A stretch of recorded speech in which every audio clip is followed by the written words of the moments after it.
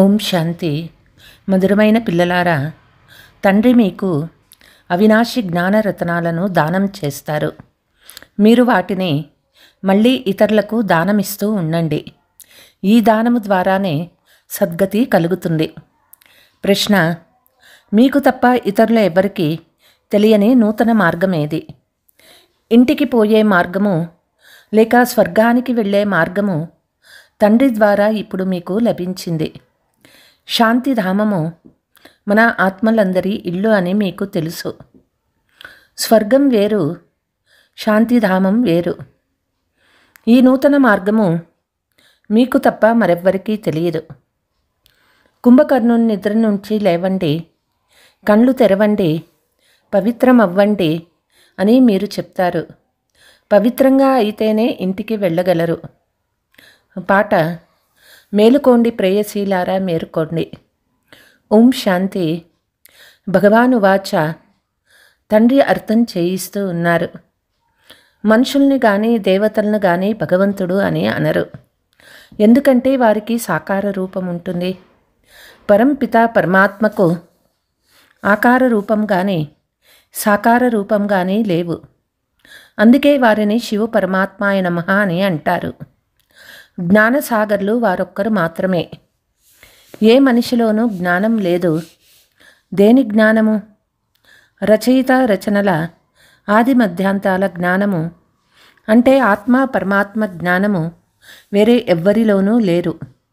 తండ్రి వచ్చి, ఓ ప్రేయసీలారా, భక్తులారా, మేల్కోండి అని మేల్కొల్పుతున్నారు.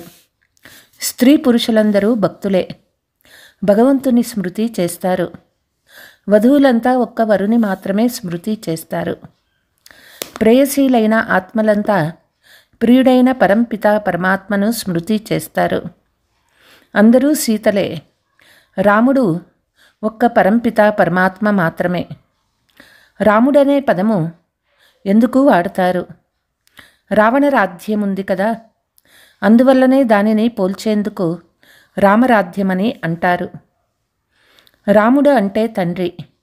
వారిని ఈశ్వరుడు అని కూడా అంటారు, భగవంతుడు అని కూడా అంటారు. వారి వాస్తవిక నామము శివుడు. ఇప్పుడు వారు మేలుకోండి, నూతన యుగం వస్తూ ఉంది, పాతదంతా సమాప్తమైపోతుంది అని అంటున్నారు. ఈ మహాభారత యుద్ధం తర్వాత సత్యయుగం స్థాపన అవుతుంది. లక్ష్మీనారాయణుల రాజ్యం వస్తుంది. కలియుగం సమాప్తమైపోతుంది. అందుకే తండ్రి చెప్తూ ఉన్నారు, పిల్లలు కుంభకర్ణుని నిద్ర నుండి లేవండి, కళ్ళు తెరవండి, కొత్త ప్రపంచం వస్తుంది. కొత్త ప్రపంచాన్ని స్వర్గమని సత్యయుగమని అంటారు. ఇది కొత్త మార్గము. ఇంటికి లేక స్వర్గానికి వెళ్ళే దారి వేరే ఎవ్వరికీ తెలియదు.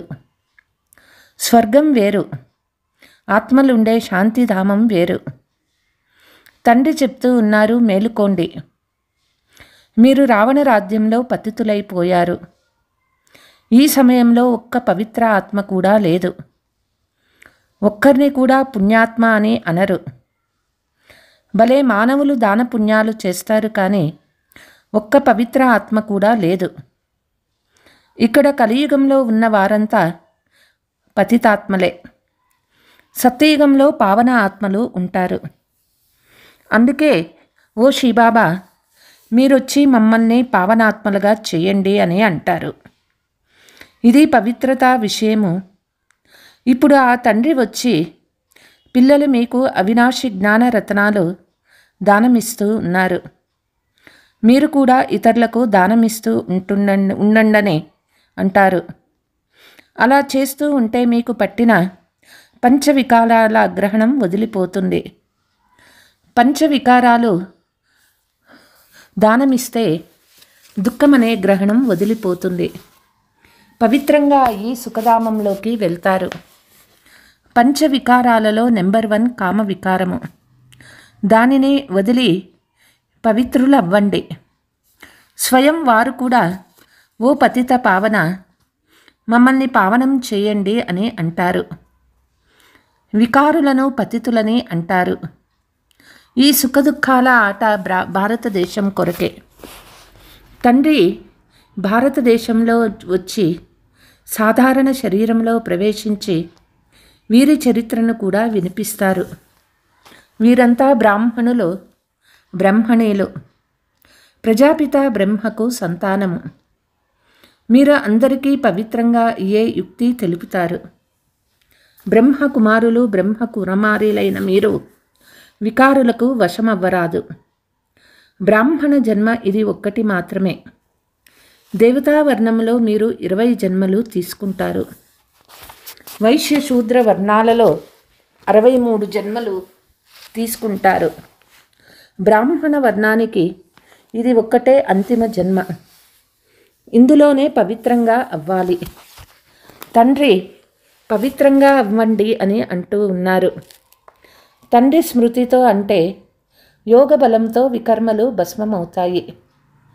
ఈ ఒక్క జన్మలోనే పవిత్రం అవ్వాలి. సత్యయుగంలో పవిత్రులు ఎవ్వరూ ఉండరు. ఈ అంతిమ జన్మలో పావనంగా అయితే 21 జన్మలు పావనంగా ఉంటారు. ఒకప్పుడు పావనంగా ఉండిన వారు ఇప్పుడు పతితులుగా అయ్యారు. అందుకే నన్ను పిలుస్తారు. పతితులుగా చేసిందెవరు?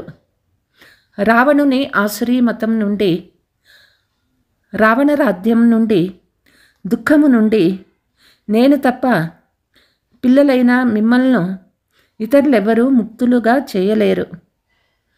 అందరూ కామచితిపై కూర్చొని భస్మమైపోయారు. బాబా వచ్చి జ్ఞానచితిపై కూర్చోబెట్టవలసి వస్తుంది. జ్ఞాన జలము పోయవలసి వస్తుంది. అందరికీ సద్గతినివ్వవలసి వస్తుంది. ఎవరు బాగా చదువుకుంటారో వారే సద్గతిని పొందుతారు. మిగిలిన వారంతా శాంతిధామానికి వెళ్ళిపోతారు. సత్యయుగంలో కేవలం దేవీ దేవతలు ఉంటారు. వారికి మాత్రమే సద్గతి లభించింది. మిగిలిన వారికంతా గతి అంటే ముక్తి లభిస్తుంది. 5000 సంవత్సరాల క్రితం దేవీ దేవత రాజ్యం ఉండేది. లక్షల సంవత్సరాల మాట లేదు. ఇప్పుడు తండ్రి చెప్తూ ఉన్నారు, మధురాతి మధురమైన పిల్లలు, తండ్రినైనా నన్ను స్మృతి చెయ్యండి. మన్మనాభవ మంత్రము చాలా ప్రసిద్ధి చెందింది. భగవాను వాచ, ఏ దేహదారిని భగవంతుడని అనరు. ఆత్మ ఒక శరీరాన్ని వదిలి మరో శరీరాన్ని తీసుకుంటాయి. ఒకప్పుడు స్త్రీగా, ఒకప్పుడు పురుషునిగా అవుతారు. భగవంతుడు ఎప్పుడూ జనన మరణాల ఆటలోకి రారు. ఇది డ్రామా అనుసారము నిర్ణయింపబడింది. ఒక జన్మకు మరో జన్మకు సంబంధం ఉండదు. ఈ జన్మ రిపీట్ అయినప్పుడు ఇదే పాత్ర, ఇవే రూపురేఖలు మళ్ళీ వస్తాయి. ఇది అనాదిగా తయారైన డ్రామా. ఇది మారదు. శ్రీకృష్ణునికి సత్యయుగంలో ఏ శరీరం ఉండదో అదే మళ్ళీ అక్కడ లభిస్తుంది. ఆ ఆత్మ అయితే ఇప్పుడు ఇక్కడే ఉంది. ఇప్పుడు మనం ఇలా దేవతలుగా అవుతామని మీకు తెలుసు. ఈ లక్ష్మీనారాయణల రూపురేఖలు కూడా ఖచ్చితమైనవి కాదు. మళ్ళీ వారే తయారవుతారు. ఈ విషయాలు కొత్త వారెవ్వరూ అర్థం చేసుకోలేరు. ఎవరికైనా బాగా అర్థం చేయిస్తే 84 జన్మల చక్రాన్ని అర్థం చేసుకుంటారు. ప్రతి జన్మలోని నామరూపాలు, రూపురేఖలు అన్నీ వేరువేరుగా ఉంటాయని అర్థం చేసుకుంటారు. ఇప్పుడు ఇది అతని అంతిమ 84వ జన్మలోని రూపురేఖలు. అందుకే నారాయణుని రూపురేఖలు దాదాపు ఇలాగే చూపించబడ్డాయి. అలా చూపించకుంటే మనుషులు అర్థం చేసుకోలేరు. మమ్మ బాబాను లక్ష్మీనారాయణులుగా అవుతారని పిల్లలు మీకు తెలుసు. ఇక్కడ పంచతత్వాలు పవిత్రంగా లేవు. శరీరాలన్నీ ఇప్పుడు పతితంగా ఉన్నాయి. సత్యయుగంలో శరీరాలు కూడా పవిత్రంగా ఉంటాయి. కృష్ణుడు అత్యంత సుందరమైన వాడని అంటారు. స్వాభావిక అందం ఉంటుంది. ఇక్కడ విదేశాలలో మనుషులు తెల్లగా ఉంటారు, కానీ వారిని దేవతలని అనరు. వారిలో దైవీ గుణాలు లేవు కదా. తండ్రి ఎంతో బాగా అర్థం చేయిస్తూ ఉన్నారు. ఇది అత్యంత ఉన్నతమైన చదువు. దీని ద్వారా మీకు చాలా శ్రేష్టమైన సంపాదన జరుగుతుంది. లెక్కలేనన్ని వజ్ర వైడూర్యాల నగలు, ధనము ఉంటాయి. అక్కడ వజ్ర వైడూర్యాల భవనాలే ఉండేవి. ఇప్పుడు అవన్నీ మాయమైపోయాయి. కనుక మీరు ఎంత గొప్ప ధనవంతులుగా అవుతారు. 21 జన్మలకు అపారమైన సంపాదన ఉంటుంది. ఇందుకొరకే బాగా శ్రమించాలి. దేహీ అభిమానులుగా అవ్వాలి. మనమంతా ఆత్మలము. ఈ పాత శరీరాలని వదిలి ఇప్పుడు వాపస్ ఇంటికి వెళ్ళాలి. తండ్రి మనల్ని వాపస్ తీసుకువెళ్లేందుకు వచ్చారు. ఆత్మలమైన మనం ఇప్పుడు 84 జన్మలు పూర్తి చేశాము. ఇప్పుడు మళ్ళీ పావనంగా అవ్వాలి. అందుకు తండ్రిని స్మృతి చేయాలి. లేకుంటే ఇది వినాశ సమయము. శిక్షలు అనుభవించి వాపస్ వెళ్ళిపోతారు. అందరూ లెక్కాచారాన్ని పూర్తి చేసుకొని తీరాలి. భక్తి మార్గంలో కాశీ కల్వత్తులో దూకేవారు, కత్తుల బావి దూకేవారు. అయినా ఏ ఒక్కరూ ముక్తిని పొందలేరు. అది భక్తి మార్గము, ఇది జ్ఞాన మార్గము. ఇందులో జీవఘాతము చేసుకునే అవసరం లేదు. వారిది జీవఘాతం అయినా ముక్తి పొందాలనే భావం ఉంటుంది. కనుక పాప లెక్కాచారము చుక్తి అయ్యి మళ్ళీ ప్రారంభం అవుతుంది. ఇప్పుడు కాశీలో కత్తుల బావిలో దూకే సాహసం చెయ్యరు. వారికి ముక్తి, జీవన్ముక్తి లభించదు. తండ్రి తప్ప ఇతరులెవ్వరూ జీవన్ముక్తిని ఇవ్వలేరు. ఆత్మలు వస్తూనే ఉంటాయి, మళ్ళీ వాపస్ ఎలా పోతాయి? ఆ తండ్రే వచ్చి అందరికీ సద్గతి కలిగించి వాపస్ తీసుకువెళ్తారు. సత్యయుగంలో చాలా కొద్దిమంది మనుషులు మాత్రమే ఉంటారు. ఆత్మ ఎప్పుడూ వినాశం అవ్వదు. ఆత్మ అవినాశి, శరీరం వినాశి. సత్యయుగంలో దీర్ఘాయువు ఉంటుంది. దుఃఖం మాట ఉండదు. ఒక శరీరాన్ని వదిలి మరొక శరీరాన్ని తీసుకుంటుంది. సర్పము కుబుసం వదిలినట్లు శరీరాన్ని వదులుతారు. దానిని మరణించడం అని అనరు. దుఃఖం విషయమే ఉండదు. ఇప్పుడు సమయం పూర్తి అయిందనే ఈ శరీరాన్ని వదిలి మరొకటి తీసుకుంటామని అర్థం చేసుకుంటారు. పిల్లలు మీరు ఈ శరీరం నుండి వేరయ్యే అభ్యాసం ఇక్కడే చేయాలి. మనం ఆత్మలము ఇప్పుడు ఇంటికి వెళ్ళి మరలా నూతన ప్రపంచంలోకి వస్తాము. నూతన శరీరం తీసుకుంటాము. ఈ అభ్యాసం చేయండి. ఆత్మ 84 శరీరాలు తీసుకుంటుందని మీకు తెలుసు. మనుషులు 84 లక్షల జన్మలని అన్నారు కదా. తండ్రిని అయితే లెక్కలేనన్ని రాయి రప్పలలో ఉన్నాడని అనేశారు. దీనిని ధర్మగ్లాని అని అంటారు. మనుషులు స్వచ్ఛ బుద్ధి కలవారి నుండి తుచ్చ బుద్ధి కలవారిగా అవుతారు. ఇప్పుడు తండ్రి మిమ్మల్ని స్వచ్ఛ బుద్ధి కలవారిగా చేస్తారు. స్మృతి ద్వారా స్వచ్ఛంగా అవుతాయి. తండ్రి చెప్తూ ఉన్నారు, ఇప్పుడు నూతన యుగం వస్తుంది. దాని గుర్తే ఈ మహాభారత యుద్ధం. ఇది అప్పుడు మిసైల్స్ యుద్ధమే. ఇందులో అనేక ధర్మాలు వినాశనమై ఒకే దేవీ దేవతా ధర్మం స్థాపన జరిగింది. కనుక భగవంతుడే అలా స్థాపన చేసి ఉంటారు కదా. కృష్ణుడు ఇక్కడికి ఎలా వస్తాడు? జ్ఞానసాగర్లు నిరాకారుల కృష్ణుడా? కృష్ణునికి ఈ జ్ఞానమే ఉండదు. ఈ జ్ఞానం అదృశ్యమైపోతుంది. భక్తి మార్గంలో మీ చిత్రాలు కూడా తయారవుతాయి. పూజ్యులైన మీరే పూజారులుగా అవుతారు. కళలు తగ్గిపోతాయి. ఆయుష్ కూడా తగ్గిపోతుంది. ఎందుకంటే భోగులైపోతారు. అక్కడ యోగులు ఉంటారు. అలాగని వారు స్మృతి చేస్తారని కాదు.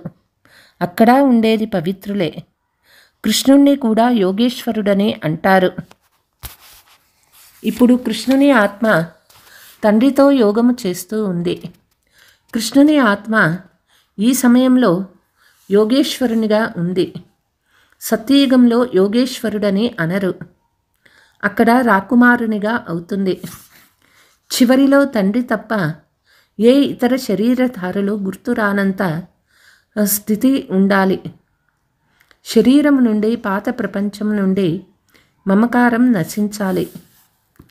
సన్యాసీలు ఉండేదేమో పాత ప్రపంచంలోనే, కానీ ఇల్లు వాకిలి పిల్లా జల్లా నుండి మమకారం తొలగించుకుంటారు. బ్రహ్మతత్వాన్ని ఈశ్వరుడని భావించి తత్వముతో యోగము చేస్తారు. స్వయాన్ని బ్రహ్మజ్ఞాని లేక తత్వజ్ఞాని అని చెప్పుకుంటారు. బ్రహ్మతత్వములో లీనమవుతామని భావిస్తారు. ఇవన్నీ తప్పులేనని తండ్రి చెప్తూ ఉన్నారు. రైటు ఒక్క తండ్రి మాత్రమే. అందుకే వారిని సత్యము అని అంటారు. స్మృతి యాత్ర చాలా పక్కాగా ఉండాలని తండ్రి అర్థం చేయిస్తూ ఉన్నారు. జ్ఞానమేమో చాలా సులభము. దేహీ అభిమానులుగా అవ్వడంలోనే శ్రమ ఉంది. ఎవరి దేహము గుర్తు రాకూడదు. అలా వస్తే భూతాలను స్మృతి చేయడం లేక భూత పూజ అవుతుంది. తండ్రి చెప్తూ ఉన్నారు, నేను అశరీరిని. మీరు నన్ను మాత్రమే స్మృతి చెయ్యాలి. ఈ కళ్ళతో చూస్తూ బుద్ధి ద్వారా తండ్రిని స్మృతి చెయ్యండి. తండ్రి ఆదేశానుసారం నడుచుకుంటే ధరంరాజు శిక్ష నుండి విడుదల అవుతారు. పావనంగా అయితే శిక్షలు సమాప్తమైపోతాయి. ఇది చాలా గొప్ప గమ్యము. ప్రజలుగా అవ్వడం చాలా తేలిక. అందులో కూడా షావుకారు ప్రజలు పేద ప్రజలుగా ఎవరెవరు అవుతారు. ఈ విషయాలన్నీ అర్థం చేయిస్తారు. చివరిలో మీ బుద్ధి యోగము ఒక్క తండ్రితో, ఇంటితో మాత్రమే ఉండాలి. పాత్రధారుల పాత్రలు నాటకంలో సమాప్తం అవుతూనే వారి బుద్ధి ఇంటి వైపుకి వెళ్తుంది. ఇది బేహద్దు విషయము. అది హద్దు సంపాదన. ఇది బేహద్దు సంపాదన. మంచి నటులకు ఆదాయం కూడా చాలా ఎక్కువగా ఉంటుంది కదా. అందువల్లే గృహస్థంలో ఉంటూ బుద్ధి యోగాన్ని అక్కడ జోడించాలి అని తండ్రి చెప్తారు. ప్రేయసీ ప్రియులు ఒకరినొకరు తలంపు చేస్తూ ఉంటారు. ఇక్కడ అందరూ ప్రేయసీలే. ప్రియుడు వారొక్కరే. అందరూ వారినే స్మృతి చేస్తారు. అద్భుతమైన ప్రయాణికుడు కదా. ఈ సమయంలో అన్ని దుఃఖాల నుండి విడిపించి సద్గతికి తీసుకువెళ్లేందుకు వారు వచ్చారు. వారిని సత్యమైన ప్రియుడని అంటారు. అక్కడ వారికి ఒకరి శరీరంపై ఒకరికి ప్రీతి ఉంటుంది, వికారాల కొరకు కాదు. వారిది దేహాభిమాన యోగమని అంటారు. అది భూతాలను గుర్తు చేసుకోవటం అవుతుంది. మనుషులకి స్మృతి చేయటం అంటే పంచభూతాలను, ప్రకృతిని స్మృతి చేయటం. తండ్రి చెప్తూ ఉంటారు, ప్రకృతిని మర్చిపోండి, నన్ను స్మృతి చేయండి. ఇది కష్టం కదా. అంతేకాక దైవీ గుణాలు కూడా ఉండాలి. ఎవరిపై అయినా ప్రతీకారం తీర్చుకోవటం కూడా ఆసురీ గుణమే. సత్యయుగంలో ఒకే ధర్మం ఉంటుంది, ప్రతీకారం అనే మాటే ఉండదు. అది అద్వైత దేవతా ధర్మము. శివబాబా తప్ప ఆ ధర్మాన్ని ఇతరులెవ్వరూ స్థాపించలేరు. సూక్ష్మవతన వాసులైన దేవతలను ఫరిస్తాలని అంటారు. ఈ సమయంలో మీరు బ్రాహ్మణులు, మళ్ళీ మీరే ఫరిస్తాలుగా అవుతారు. తర్వాత తిరిగి ఇంటికి వెళ్తారు. మళ్ళీ కొత్త ప్రపంచంలోకి వచ్చి దైవీ గుణాల మనుషులుగా అనగా దేవతలుగా అవుతారు. ఇప్పుడు శూద్రుల నుండి బ్రాహ్మణులుగా అవుతారు. ప్రజాపిత బ్రహ్మకు సంతానంగా అవ్వకుంటే వారసత్వం ఎలా తీసుకుంటారు? ఈ ప్రజాపిత బ్రహ్మ మరియు మమ్మాలే తర్వాత లక్ష్మీనారాయణులుగా అవుతారు. జైన్ ధర్మం వారు మా ధర్మమే అతి పురాతన ధర్మము అని అంటారు. వాస్తవానికి మహావీరుడని ఆది దేవుడైన బ్రహ్మనే అంటారు. బ్రహ్మ ఒక్కరే కాని ఎవరో జైన్ ముని వచ్చి ఈ బ్రహ్మకు మహావీరుడని పేరు పెట్టాడు. ఇప్పుడు మీరంతా మహావీరులే, మాయపై విజయం పొందుతూ ఉన్నారు. మీరంతా మహావీరులుగా అవుతారు. సత్యమైన మహావీరులు, వీరనారీలు మీరే. మీ పేరే శివశక్తులు. సింహంపై సవారీ చేస్తారు. మహారథులు ఏనుగుపై సవారీ చేస్తారు. ఇది చాలా గొప్ప గమ్యమని తండ్రి చెప్తూ ఉన్నారు. ఒక్క తండ్రిని మాత్రమే స్మృతి చేస్తే వికర్మలు వినాశమవుతాయి. ఏ ఇతర మార్గము లేదు. యోగ బలం ద్వారా మీరు మొత్తం విశ్వంపై రాజ్యపాలన చేస్తారు. ఆత్మ చెప్తుంది, ఇప్పుడు నేను ఇంటికి వెళ్ళాలి. ఇది పాత ప్రపంచము. ఇది బేహద్దు సన్యాసము. గృహస్థు వ్యవహారంలో ఉంటూ పవిత్రంగా అవ్వాలి. సృష్టి చక్రాన్ని అర్థం చేసుకుంటే చక్రవర్తి రాజులుగా అవుతారు. अच्छा, मीठे मीठे सिकीलते बच्चों प्रति मात पिता बाप दादा का याद प्यार और गुड मॉर्निंग. रूहानी बाप के रूहानी बच्चों को नमस्ते. हम रूहानी बच्चों की रूहानी मात पिता बाप दादा को याद प्यार गुड मॉर्निंग नमस्ते नमस्ते. ధారణ: ధరం రాజు శిక్ష నుంచి తప్పించుకునేకి ఎవరి దేహాన్నే స్మృతి చెయ్యరాదు. ఈ కళ్ళతో అన్నీ చూస్తూ ఉన్నా ఒక్క తండ్రి మాత్రమే స్మృతి చెయ్యాలి. అశరీరీగా అయ్యే అభ్యాసం చెయ్యాలి. పావనంగా అవ్వాలి. ముక్తి జీవన్ముక్తుల దారిని అందరికీ తెలపాలి. నాటకం పూర్తి అయింది. ఇంటికి వెళ్ళాలనే స్మృతి ద్వారా బేహద్దు ఆదాయాన్ని జమ చేసుకోవాలి. వరదానము: ఒక్క సెకండు యొక్క ఆటతో మొత్తం కల్పము యొక్క భాగ్యాన్ని తయారు చేసుకునే శ్రేష్ఠ అదృష్టశాలి భవ. ఈ సంగమ సమయానికి ఏం కావాలో, ఎలా కావాలో, ఎంత కావాలో అంత భాగ్యాన్ని తయారు చేసుకోవచ్చనే వరదానం లభించింది.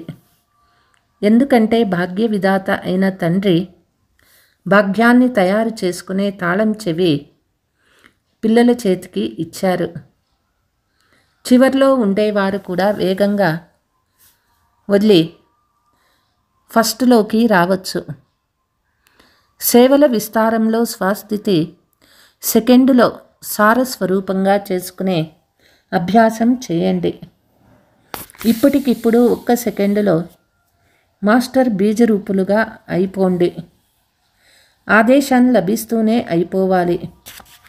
సమయం తీసుకోరాదు. 1 సెకండు ఆట ద్వారా మొత్తం కల్పము యొక్క భాగ్యాన్ని తయారు చేసుకోగలరు. స్లోగన్: డబల్ సేవదారు ద్వారా శక్తిశాలి వాయుమండలాన్ని తయారు చేస్తే ప్రకృతి దాసీగా అయిపోతుంది. అచ్చా. ఓం శాంతి.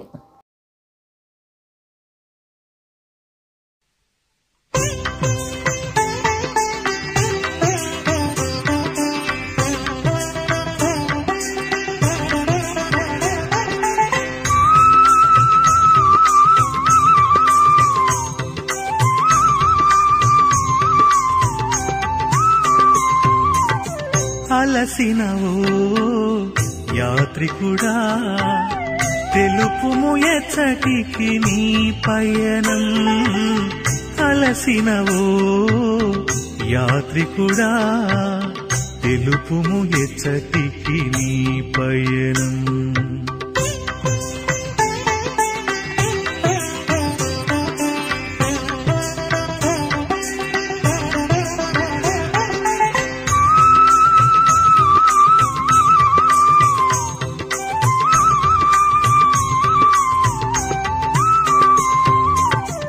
ఆటల పాటల ముద్దు ముచ్చట్లు జరిగెనులే నీ బాల్యం.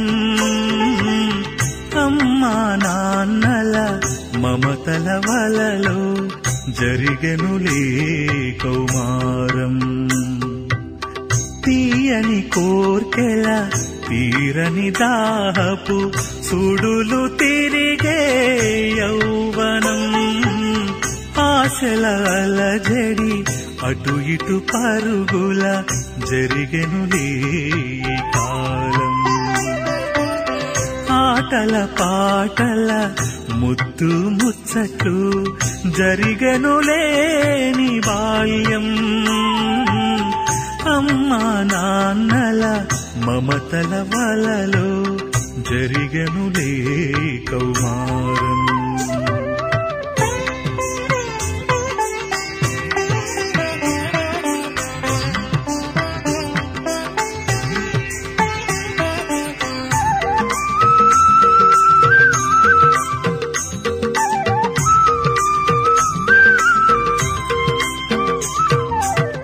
భార్యా బిడ్డల బలపుల మమతల సాగి మరో ప్రకరణం.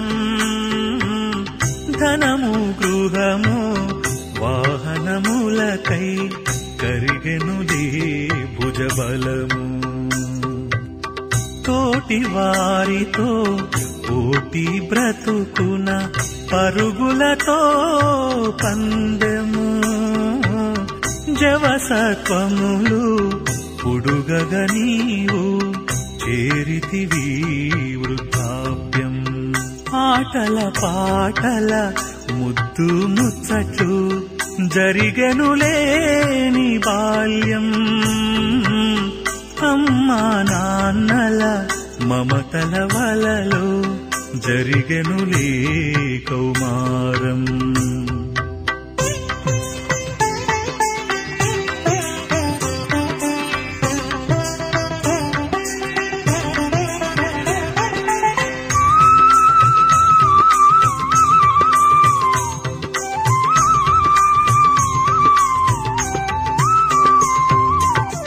పొందినదేమి చెందినదేమి చివరకు మిగిలినదేమి.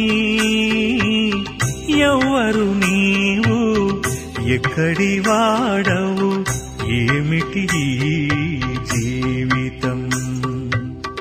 అంతర్ముఖముగా ఆలోచించు తెలియును ఆత్మస్వరూపం. జ్ఞానము ధ్యానము యోగ సాధనతో చేరుము పరంధామం. ఆటల పాటల ముద్దు ముచ్చట్లు జరిగెనులేని బాల్యం. అమ్మా నాన్నల మమతల వలలో జరిగెనులే కౌమారం. ఓ యాత్రికుడా ఓ యాత్రికుడా తెలుసుకొనుము నీ గమ్యం. ఓ యాత్రికుడా ఓ యాత్రికుడా తెలుసుకొనుము నీ గమ్యం.